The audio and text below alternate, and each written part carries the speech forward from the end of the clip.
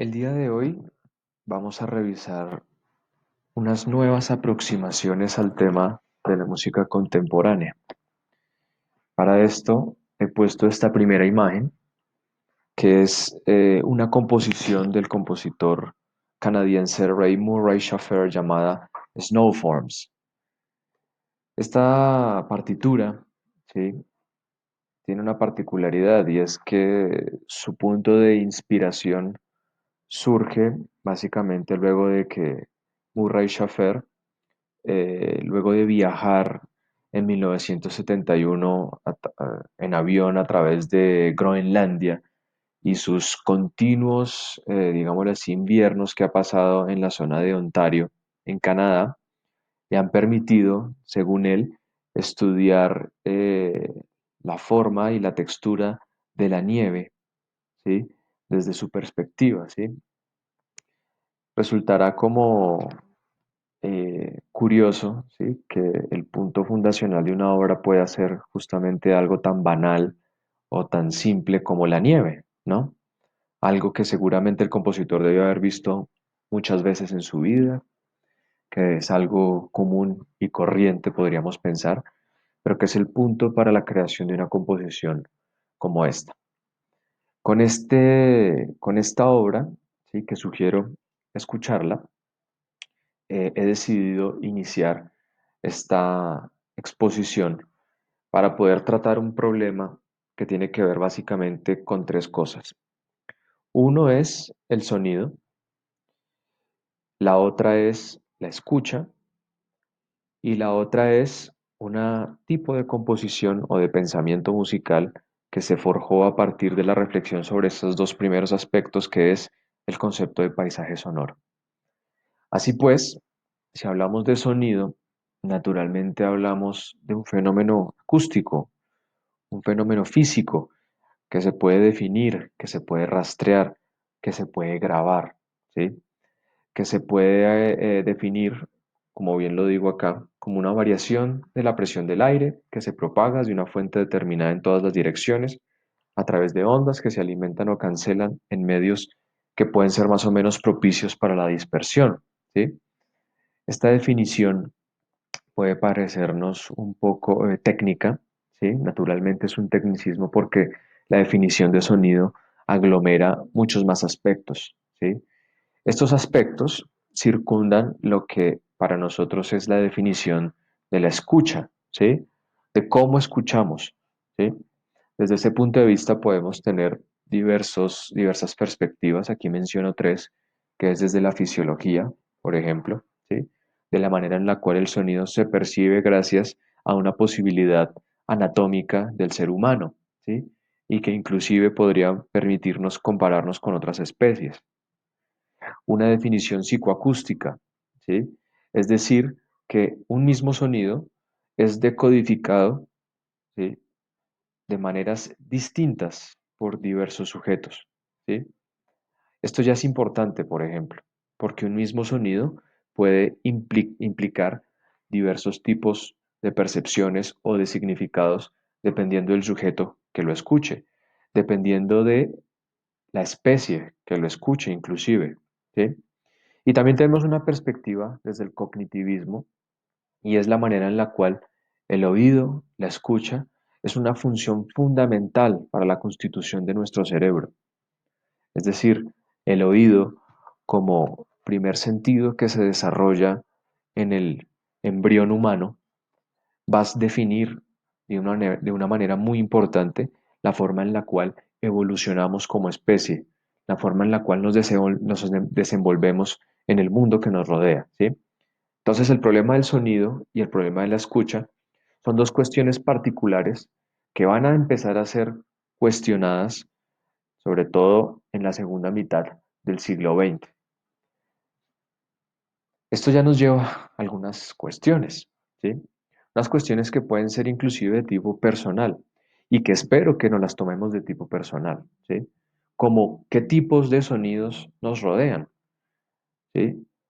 Por ejemplo, recordemos que en la época de la cuarentena, ¿sí?, estuvimos en una situación de confinamiento que nos llevó a estar rodeados por una serie de sonidos particulares. ¿Qué tipos de sonidos eran estos? ¿Sí? ¿Cuáles nos llamaban la atención? O inclusive cuáles nos llaman la atención hoy en día. ¿Por qué? ¿Sí? ¿Hay sonidos indeseables en nuestro ambiente? ¿Cómo podemos explicar estas sensaciones que nos suscitan estos sonidos indeseables? ¿Escuchamos ruidos? ¿Qué es el ruido?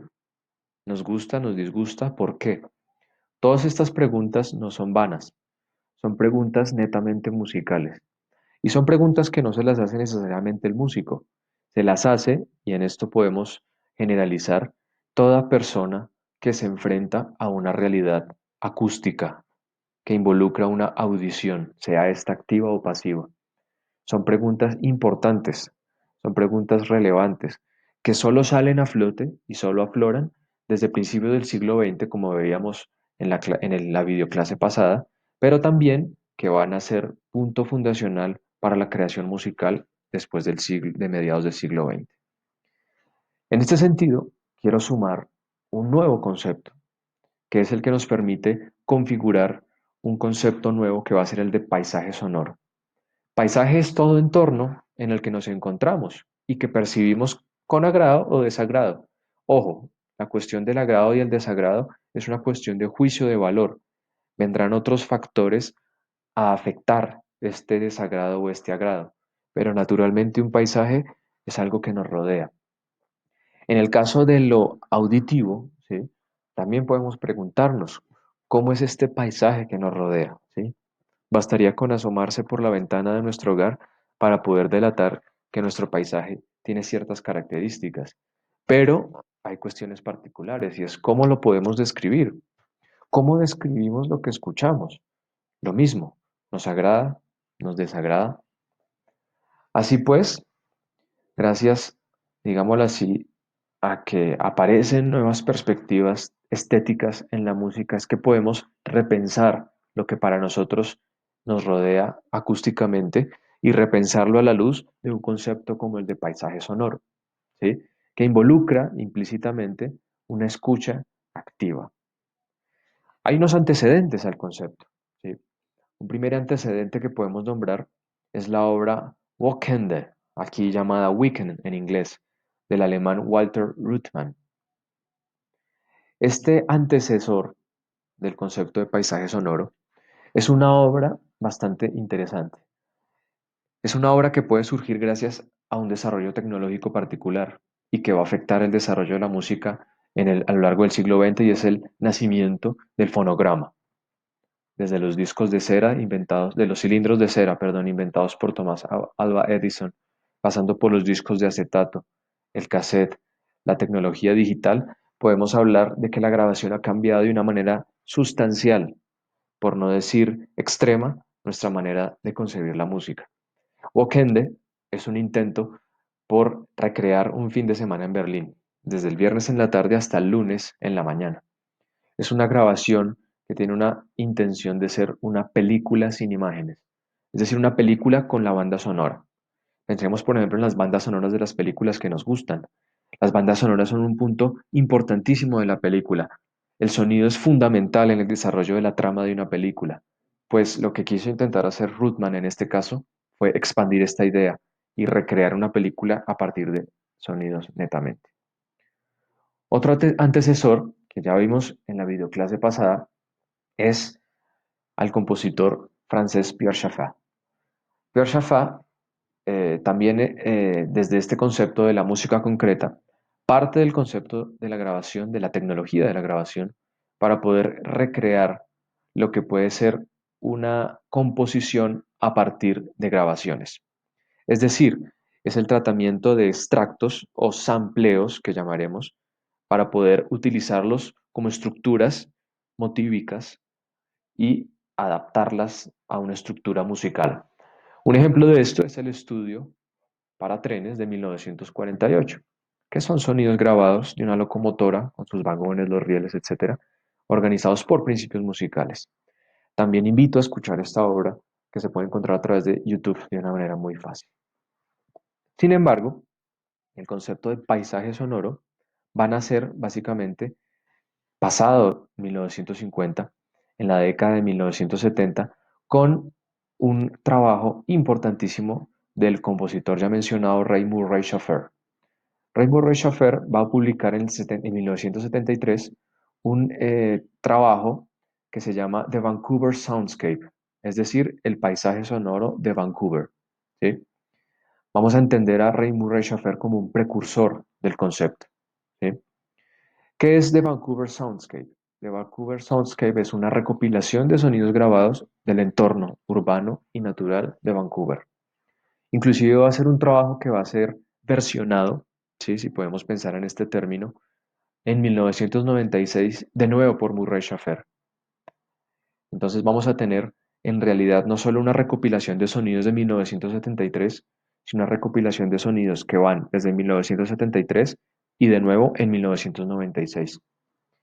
Esto nos lleva a pensar, por ejemplo, en cómo los paisajes sonoros cambian a lo largo del tiempo.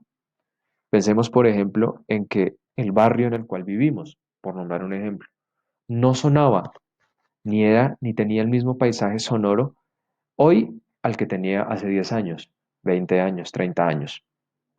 Probablemente lo que nosotros escuchemos en este mismo instante, y seguramente es así, y esa es la característica interesante de la estética del siglo XX, el paisaje sonoro que escuchamos hoy en día jamás se va a volver a escuchar. Pensemos de nuevo, por ejemplo, en la época de la cuarentena, ¿sí? En donde la ciudad, pensando en una ciudad sonora, ha dejado de sonar, valga la redundancia, similar a lo que sonaba en tiempos pretéritos o presentes inclusive. Es decir, su sonoridad cambió. El paisaje sonoro, el concepto de paisaje sonoro nos ha permitido repensar la manera en la cual no solo escuchamos, sino cómo se transforma la misma sociedad a lo largo del tiempo. En este sentido, nos vamos enfrentados, digámoslo así, a una serie de aspectos que van a transformar nuestra manera de escucha. Un, digámoslo así, un continuador, ¿sí? Un compositor que continuó con las intenciones de Raymond Richafer fue el compositor Max Neuhaus. Aquí cito una opinión de Schaffer, ¿sí? Menciono y leo. En el mundo occidental, y por algún tiempo, la vista ha sido el referente para toda experiencia sensorial, pero dominaron las metáforas visuales y los sistemas escalares. Se inventaron ficciones interesantes para pesar o medir sonidos, alfabetos, escrituras musicales y sonogramas. Pero todos saben que no se puede pesar un susurro, contar las voces de un coro o medir la risa de un niño. Esto llevó a que otros compositores, como el estadounidense Max Neuhaus, pudieran realizar nuevas maneras de pensar el sentido de la escucha. Una obra interesante es la obra Listened, que es básicamente un performance en el cual Max Neuhaus invita a una serie de personas a la apertura de una exposición. La exposición se da en diversos lugares de la ciudad de Nueva York y el boleto de entrada, si así se puede llamar, es un tatuaje, digámoslo así, sobre la mano con la palabra listen, ¿sí? Escuchar. Y la manera en la cual se desenvolvía la exposición era a través de un recorrido por diversas partes de Nueva York, incluido el metro, para poder escuchar lo que nos rodea. Es decir, es una comprensión, una nueva comprensión de lo cotidiano. Es una estética de lo cotidiano, podríamos decir, como menciona en el texto de Katia Mandoki. Así pues, espero que con esta nueva perspectiva podamos cambiar la manera en la cual comprendemos y entendemos no solo la música, sino lo que nos rodea sonoramente como seres humanos.